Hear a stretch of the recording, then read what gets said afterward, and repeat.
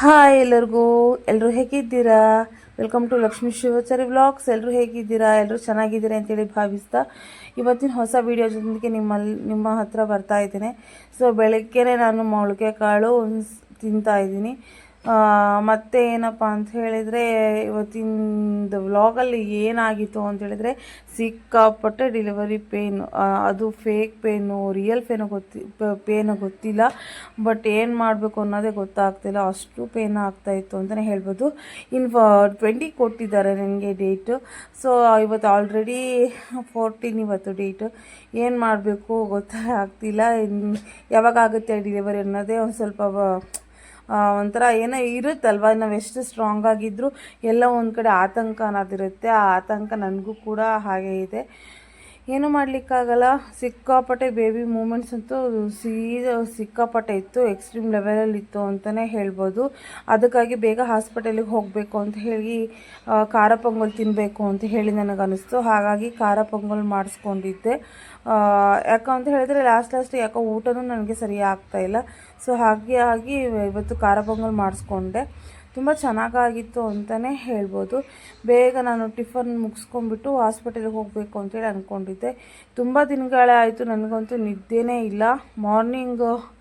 Early morning ಎಚ್ಚರಾಗ್ಬಿಡುತ್ತೆ ಒಂದು 3:30ಗೆ. ಅಲ್ಲಿಂದ ಮುಗೀತು, ನನಗೆ ನಿದ್ದೆನೇ ಇರಲ್ಲ. ಎಲ್ಲರೂ ಮನೇಲಿ ಮಲಗಿರ್ತಾರೆ, ಒಬ್ಬಳೇ ಎಚ್ಚರ ಇರಬೇಕು. ಅದೇ ಒಂಥರ ಬೇಜಾರು. ಸುಮ್ಮನೆ ಮಲ್ಕೋ ಟೈಮಲ್ಲಿ ಮಲ್ಕೊಂಡ್ಬಿಟ್ರೆ ಆಗೋಗುತ್ತೆ ಅಂದ್ಕೊತೀವಿ. ಈ ಪ್ರೆಗ್ನೆನ್ಸಿ ಟೈಮ್, ಅದರಲ್ಲಿ ಈಗ 9 ಮಂತ್ಸ್ ಕಂಪ್ಲೀಟ್ ಆದಮೇಲೆ ಅಂತೂ ನಿದ್ದೆನೇ ಬರೋದಿಲ್ಲ. ಈಗ ಆಲ್ರೆಡಿ 1 ಮಂತ್ ಮೇಲೆ ಆಯಿತು, ನಿದ್ದೆನೇ ಇಲ್ಲ ನನಗೆ ನೈಟು. ಅದಕ್ಕೆ ಏನು ಮಾಡಬೇಕು, ತೆಳ್ಳಗಾಗಿದ್ದೀನಿ ಅಂತಲೇ ಹೇಳ್ಬೋದು. ನಾನು ಈ ಮಂತಲ್ಲಿ ತುಂಬಾ ಕಷ್ಟ ಒಂದು ಪ್ರೆಗ್ನೆನ್ಸಿ ಅನ್ನೋದು ಪ್ರತಿಯೊಬ್ಬರಿಗೂ. ಎಲ್ಲರೂ ಕೂಡ ಎಲ್ಲರೂ ಹಂಗಿರ್ತಾರೆ ಹಿಂಗಿರ್ತಾರೆ ಅಂತ ಹೇಳಿ ತುಂಬ ಜನ ಹೇಳ್ತಾರೆ. ಬಟ್ ಅದು ಅನುಭವಿಸ್ದವ್ರಿಗೆ ಮಾತ್ರನೇ ಗೊತ್ತು. ಆದರೆ ಈ 2 ಪ್ರೆಗ್ನೆನ್ಸಿಯಲ್ಲಿ ಏನು ಅನುಭವಿಸಿಲ್ಲೋ, ಸೊ ಈ ಒಂದು ಪ್ರೆಗ್ನೆನ್ಸಿಯಲ್ಲಿ ನಾನು ಅದನ್ನು ಫೀಲ್ ಮಾಡ್ತಾ ಇದ್ದೀನಿ ಅಂತಲೇ ಹೇಳ್ಬೋದು. ಯಾಕಪ್ಪ ಅಂತ ಹೇಳಿದರೆ ಪೇನ್ ಕೂಡ ಹಾಗೇ ಇದೆ. ಅದೇ ರೀತಿಯಾಗಿ ತುಂಬ ನನ್ನ ಲೈಫ್ ಸ್ಟೈಲಲ್ಲಿ ತುಂಬ ಚೇಂಜಸ್ ಆಗಿದೆ ಅಂತಲೇ ಹೇಳ್ಬೋದು. 1 ಮಂತಲ್ಲಿ ನಾನು 2 kg ನಾನು ಕಡಿಮೆ ಆಗಿದ್ದೀನಿ ಅಂತಲೇ ಹೇಳ್ಬೋದು. ಯಾಕಾಗಿದ್ದೀನಿ ಅನ್ನೋದು ನನಗೂ ಗೊತ್ತಿಲ್ಲ. ಯಾವಾಗಲೂ ಕೂಡ ಯಾವ ಪ್ರೆಗ್ನೆನ್ಸಿಲಿ ಕೂಡ ನಾನು ಲಾಸ್ಟಿಗೆ ವೇಟ್ ಕಡಿಮೆ ಆಗಿಲ್ಲ. ಎಲ್ಲರೂ ಒಂದು ಸ್ವಲ್ಪ ವೇಟ್ ಜಾಸ್ತಿ ಆಗ್ತಾರೆ. ಆದರೆ ನಾನು ಈ ಒಂದು ಪ್ರೆಗ್ನೆನ್ಸಿಯಲ್ಲಿ ಏನಪ್ಪ ಅಂತ ಹೇಳಿದರೆ ವೇಟ್ ಕಡಿಮೆ ಆಗಿದ್ದೀನಿ. ಒಂದು 2 kg ಅರೌಂಡ್ 2 kg ಮೇಲೇ ಕಡಿಮೆ ಆಗಿದ್ದೀನಿ ಅಂತ ಹೇಳ್ಬೋದು. ಮತ್ತು ವೀಕ್ ಆಗಿದ್ದೀನಿ. ಅದೇ ರೀತಿಗೆ ಬಾಡಿ ಪೇನ್ ಸಿಕ್ಕಾಪಟ್ಟೆ ಇದೆ. ಏನು ಮಾಡಬೇಕು ಅನ್ನೋದೇ ಗೊತ್ತಾಗ್ತಾ ಇಲ್ಲ. ಮಾರ್ನಿಂಗ್ ಹೋದೆ, ಹಾಸ್ಪಿಟಲ್ ಇರಲಿಲ್ಲ. ಮಾರ್ನಿಂಗ್ ಹೋಗಬೇಕು ಅಂತ ರೆಡಿ ಆದೆ. ತುಂಬ ಟೈಮ್ ಆಗಿಬಿಟ್ಟಿತ್ತು, ಹೋಗೋಕ್ಕಾಗಲಿಲ್ಲ. ಹಾಗಾಗಿ ನಾವು ಸಾಯಂಕಾಲ ಹೋಗೋಣ ಅಂತ ಹೋದೆ, ಆಗಲೇ ಇಲ್ಲ. ಅಂದರೆ ಡಾಕ್ಟರ್ ಇರಲಿಲ್ಲ. ಹಾಗಾಗಿ ಮತ್ತೆ ಅಲ್ಲಿ ನಮ್ಮ ಆಂಟಿ ಮನೆ ಇತ್ತು, ಅವರು ಸರ ಪೋಣಿಸ್ತಾಯಿದ್ರು ಗೋಲ್ಡೆಲ್ಲ ಹಾಕಿಬಿಟ್ಟು. ಗೋಲ್ಡ್ ಶಾಪಲ್ಲಿ ರೂಬಿ ಕ್ಯೂಬ್ಸ್ ಎಲ್ಲ ಹಾಕಿ ಮಾಡ್ತಾರಲ್ವ, ಆ ರೀತಿ ಅವರೇ ಪೋಣಿಸ್ಕೊತಾರೆ. ತುಂಬ ಚೆನ್ನಾಗಾಗುತ್ತೆ ಮಾತ್ರ. ಅವ್ರು ಕಲರ್ ಎಲ್ಲ ಪೋಣಿಸ್ಕೊತಾರೆ. ಸೊ ಅದನ್ನು ಮಾಡ್ತಾಯಿದ್ರು ಅವರು. ನಮ್ಮ ಮಕ್ಕಳು ಕೂಡ ಅಲ್ಲೇ ಊಟ ಮಾಡ್ತಾಯಿದ್ರು. ಹಾಗಾಗಿ ಒಂದು ಸ್ವಲ್ಪ ಹೊತ್ತು ಅಲ್ಲೇ ಕೂತ್ಕೊಂಡ್ವಿ. ಅಂದರೆ ಹಾಸ್ಪಿಟಲಿಗೆ ತುಂಬ ನಿಯರೆಸ್ಟ್ ಆಗುತ್ತೆ ಮನೆ. ಹಾಗಾಗಿ ಅಲ್ಲೇ ಆಂಟಿ ಮನೆಗೆ ಎಲ್ಲ ಹೋಗಿಬಿಟ್ಟು ಅಲ್ಲೇ ಒಂದು ಸ್ವಲ್ಪ ಹೊತ್ತು ಕೂತ್ಕೊಂಡು ನಾವು ಇನ್ನೇನು ಮನೆಗೆ ಹೊರಡಬೇಕು ಅಂತ ಹೇಳಿದ್ವಿ. ಅಲ್ಲೇ ನಾವು ಟೈಮ್ ಸ್ಪೆಂಡ್ ಕೂಡ ಮಾಡಿದ್ವಿ ಅಂತಲೇ ಹೇಳ್ಬೋದು. ನಮ್ಮ ಚಿನ್ನಿ ಅಂತೂ ಅವಳೇ ಇವಾಗ ಖುಷಿ ಆಗುತ್ತೆ. ಏನಪ್ಪ ಅಂತ ಹೇಳಿದರೆ ಸ್ವಂತಾಗಿ ಊಟ ಮಾಡ್ತಾ ಇದ್ದಾಳೆ ಅನ್ನೋದೇ ಒಂಥರ ನನಗೆ ತುಂಬಾ ಖುಷಿ. ಮುಂಚೆಲ್ಲ ತುಂಬ ಮೊಬೈಲ್ ನೋಡ್ತಾಯಿದ್ದು, ಮೊಬೈಲ್ ಕೂಡ ಈಗ ಬಿಟ್ಟಿದ್ದಾಳೆ. ಅದಕ್ಕೊಂದು ರೀಸನ್ ಇದೆ ಮೊಬೈಲ್ ಬಿಡೋದಕ್ಕೂ ಕೂಡ. ಆ ರೀಸನ್ ನಾನು ನಿಮಗೆ ನೆಕ್ಸ್ಟ್ ಬ್ಲಾಗಲ್ಲಿ ಹೇಳ್ತೀನಿ ಅಂತಲೇ ಹೇಳ್ತೀನಿ. ಸೊ ಅಲ್ಲಿಂದ ಮುಗಿಸ್ಕೊಂಡು ಮನೆಗೆ ಬಂದ್ವಿ. ಊಟ ಎಲ್ಲ ಆಲ್ರೆಡಿ ಆಗಿತ್ತು. ಹಾಗಾಗಿ ನನಗೆ ಒಂದು ಸ್ವಲ್ಪ ಏನಪ್ಪ ಅಂತ ಹೇಳಿದರೆ ಗ್ಯಾಸ್ಟ್ರಿಕ್ ಕಂಟ್ರೋಲ್ ಮಾಡೋದು ಅಂದರೆ ಅಡಿಕೆ.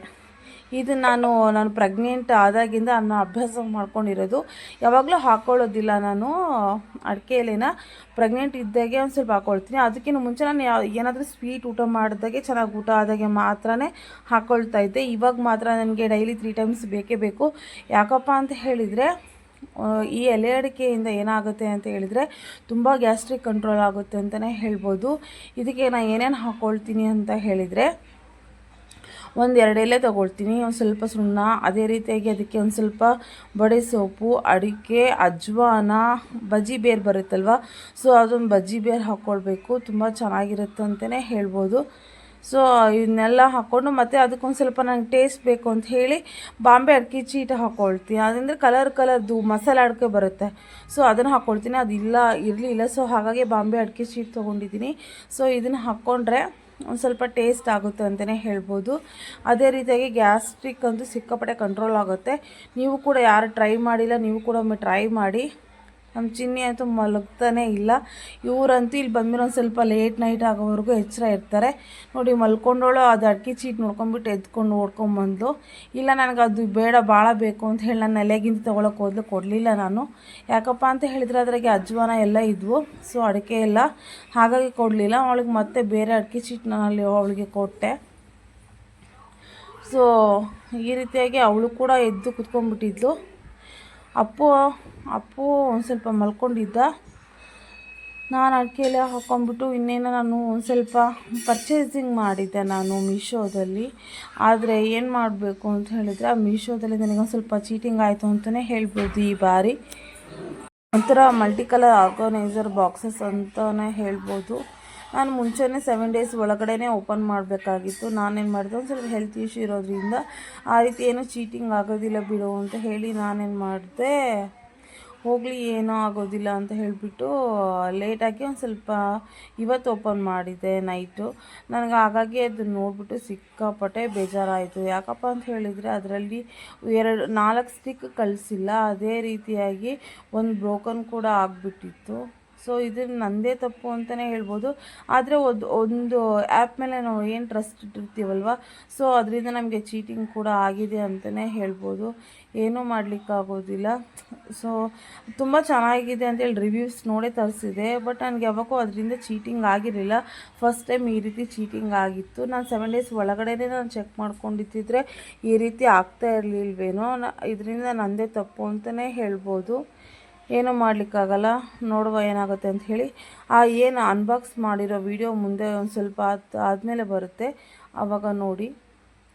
ಸೊ ಇವತ್ತು ಈ ರೀತಿಯಾಗಿ ಏನೋ ಒಂದು ನಂದು ದಿನ ಕಳೀತು ಅಂತಲೇ ಹೇಳ್ಬೋದು. ಅದೇ ರೀತಿಯಾಗಿ ಏನು ಹೇಳಬೇಕು, ಹೇಳ್ತಿದ್ದೀನಲ್ಲ, ಏನಾದರೂ ಒಂದು ನಾವು ತಗೊಳ್ತೀವಿ ಅಥವಾ ಏನಾದರೂ ಮಾಡ್ತೀವಿ ಅಂತ ಹೇಳಿದರೆ ತುಂಬ ಆಲೋಚನೆ ಮಾಡಿ ತಗೊಳ್ಬೇಕು. ಅದೇ ರೀತಿಯಾಗಿ ತುಂಬ ಆಲೋಚನೆಯನ್ನು ಮಾಡೇ ನಾವು ಏನು ಮಾಡಬೇಕು, ರಿವ್ಯೂಸ್ ನೋಡಿ ನಾವು ಆನ್ಲೈನಲ್ಲಿ ಪರ್ಚೇಸ್ ಮಾಡಬೇಕು ಅಂತಲೇ ಹೇಳ್ತೀನಿ. ಸೊ ಅವಳು ಯಾಕೋ ನಮ್ಮ ಚಂದ್ರು ಕಾಡಿಸ್ತಾ ಇದ್ದ, ನಮ್ಮ ಚಿನ್ನಿ ತುಂಬಾ ಅಳ್ತಾ ಇದ್ಲು. ಅದಕ್ಕೆ ನಮ್ಮಮ್ಮ ಬಂದು ಕರ್ಬೂಜ ಹಣ್ಣು ಕೊಡ್ತಾಯಿದ್ರು. ನಾನು ಅಜ್ಕಿ ಏನು ಮಾಡ್ತೀನಿ, ಕರ್ಬೂಜ ಜ್ಯೂಸ್ ಮಾಡ್ಕೊಂಡು ಕುಡಿತೀನಿ. ಯಾಕಪ್ಪ ಅಂತ ಹೇಳಿದರೆ ಇದು ಹಣ್ಣು ಒಂದೊಂದು ಸ್ವೀಟ್ ಇರುತ್ತೆ, ಒಂದೊಂದು ಸ್ವೀಟ್ ಇರೋದೇ ಇಲ್ಲ. ಆದರೆ ಬೇಸಿಗೆ ಕಾಲದಲ್ಲಿ ಮಾತ್ರ ಆರೋಗ್ಯಕ್ಕೆ ಸಿಕ್ಕಾಪಟ್ಟೆ ಒಳ್ಳೆಯದು ಅಂತಲೇ ಹೇಳ್ತೀನಿ. ತಿಂದರೆ ತುಂಬ ಚೆನ್ನಾಗಿರುತ್ತೆ. ನೀವು ಕೂಡ ನಿಮ್ಮ ಮನೇಲಿ ಟ್ರೈ ಮಾಡಿ ಅಂತಲೇ ಹೇಳ್ತೀವಿ.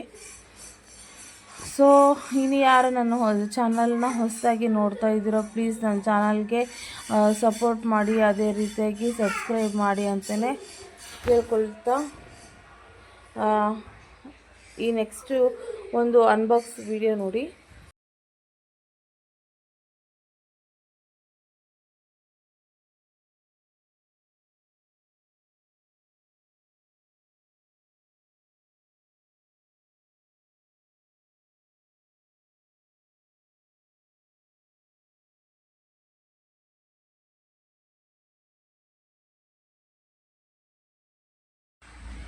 ಈ ಒಂದು ಬಾಕ್ಸನ್ನೇ ನಾನು ಮೀಶೋದಲ್ಲಿ ತರಿಸಿದ್ದು. ಸೊ ಇದ್ರೊಳಗೆ ಏನಿದೆ ಅಂತೇಳಿ ನಿಮಗೆ ಯಾವ ಥರ ಆರ್ಗನೈಸರ್ ಬಾಕ್ಸ್ ಅಂತ ಹೇಳಿ ಗೊತ್ತಾಗುತ್ತೆ. ಸೊ ಇದರಿಂದ ನನಗೆ ತುಂಬಾ ಹೆಲ್ಪ್ ಆಗುತ್ತೆ ಅಂತ ಹೇಳಿ ನಾನು ಆರ್ಡ್ರ್ ಮಾಡಿದ್ದೆ. ಯಾಕಪ್ಪ ಅಂತ ಹೇಳಿದರೆ ಈಗೇನು ಡೆಲಿವರಿ ಆದಮೇಲೆ ಪಾಪು ಬರುತ್ತಲ್ವ, ಸೊ ಪಾಪುಗಳದ್ದು ಏನೇನು ಎಲ್ಲ ಸಾಮಾನು ಇರುತ್ತೋ, ಸೊ ಇದರಲ್ಲಿ ಇಟ್ಕೊಂಡ್ರೆ ತುಂಬ ಸೇಫ್ಟಿಯಾಗಿರುತ್ತೆ. ಅದೇ ರೀತಿಯಾಗಿ ಎಲ್ಲ ಕೈಗೆ ಬೇಗ ಸಿಗುತ್ತೆ ಅಂತಲೇ ಹೇಳ್ಕೊಂಬಿಟ್ಟು ನಾನು ಇದನ್ನು ತರಿಸ್ಕೊಂಡಿದ್ದೆ. ಸೊ ನನಗೆ ಸ್ಟಾರ್ಟಿಂಗ್ ನೋಡಿ ಖುಷಿ ಆಯಿತು. ಕ್ವಾಲಿಟಿ ಪರವಾಗಿಲ್ಲ, ಚೆನ್ನಾಗಿದೆ ಅಂತಲೇ ಹೇಳ್ಬೋದು, ವರ್ತ್ ಅಂತಲೇ ಹೇಳ್ಬೋದು. ಆದರೆ ಏನಾಗುತ್ತೆ ಅಂತ ಹೇಳಿದರೆ ಎಲ್ಲ ಐಟಮ್ಸ್ ನೀಟಾಗಿ ಕರೆಕ್ಟಾಗಿ ಕಳಿಸಿದರೆ ಯಾವ ಪ್ರಾಬ್ಲಮ್ಮು ಆಗೋದಿಲ್ಲ. ಸೊ ಈ ರೀತಿಯಾಗಿ ಪ್ರಾಬ್ಲಮ್ ಆಗಿದೆ, ಏನು ಮಾಡಬೇಕು, ಏನು ಮಾಡೋಕ್ಕಾಗೋದಿಲ್ಲ. ಸೊ ಕಸ್ಟಮರ್ ಕೇರಿಗೆ ಕೂಡ ನಾಳೆ ನಾನು ಕಾಲ್ ಮಾಡಿ ಕೇಳ್ತೀನಿ ಏನು ಹೇಳ್ತಾರೆ ಅಂತ ಹೇಳಿಬಿಟ್ಟು. ಅಲ್ಲ ಅದರಲ್ಲಿ ಆಲ್ರೆಡಿ ಕೊಟ್ಟಿದ್ದಾರೆ, ಏನಾದರೂ ಬ್ರೋಕನ್ ಆಯಿತು ಅಂತ ಹೇಳಿದರೆ ವಾಪಸ್ ಕೊಡ್ತೀನಿ ಅಂತ ಹೇಳ್ಬಿಟ್ಟು. ಬಟ್ ಏನು ಮಾಡಬೇಕು, ಟರ್ಮ್ಸ್ ಆಫ್ ಪಾಲಿಸಿ ಇದ್ದೇ ಇರುತ್ತೆ. ನಾವೇನು ಮಾಡ್ತೀವಿ, ಫಸ್ಟ್ ಟೈಮ್ ನಾನು ಈ ರೀತಿಯಾಗಿ ಹೆಲ್ತ್ ಇಶ್ಯೂ ಇರೋದ್ರಿಂದ ನಾನು ಲೇಟಾಗಿ ತೆಗ್ದೆ. ಏನು ಮಾಡಬೇಕು, ಮಿಸ್ ಆಗಿತ್ತು ಪ್ರಾಡಕ್ಟ್ ಅಂತಲೇ ಹೇಳ್ಬೋದು. ಒಂದು 4 ಸ್ಟಿಕ್ಸ್ ಮಿಸ್ ಆಗಿತ್ತು. ಸೊ ನೀವು ಏನಾದರೂ ತೊಗೊಳ್ಬೇಕಾದ್ರೆ ಪ್ಲೀಸ್ ಯಾವುದೇ ಒಂದು ಆ್ಯಪ್ ಆದರೂ ಕೂಡ ಒಂದು ಸ್ವಲ್ಪ ರಿವ್ಯೂಸ್ ನೋಡಿ ನೀಟಾಗಿ ತೊಗೊಳ್ಳಿ ಅಂತಲೇ ಹೇಳ್ತೀನಿ. ಸೊ ನನ್ನ ಚಾನಲ್ನ ಇನ್ನು ಯಾರು ಹೊಸದಾಗಿ ನೋಡ್ತಾ ಇದ್ದೀರಾ, ಪ್ಲೀಸ್ ನನ್ನ ಚಾನಲ್ಗೆ ಸಬ್ಸ್ಕ್ರೈಬ್ ಮಾಡಿ, ಅದೇ ರೀತಿಯಾಗಿ ಸಪೋರ್ಟ್ ಮಾಡಿ ಅಂತ ಕೇಳ್ಕೊಳ್ತಾ ಈ ಒಂದು ವಿಡಿಯೋನ ನಾನು ಇಲ್ಲಿಗೆ ಎಂಡ್ ಮಾಡ್ತೀನಿ ಫ್ರೆಂಡ್ಸ್. ಬಾಯ್. ಮತ್ತು ನೆಕ್ಸ್ಟ್ ವಿಡಿಯೋದಲ್ಲಿ ನೀವು ಸಿಗೋಣ. ಬಾಯ್ ಬಾಯ್.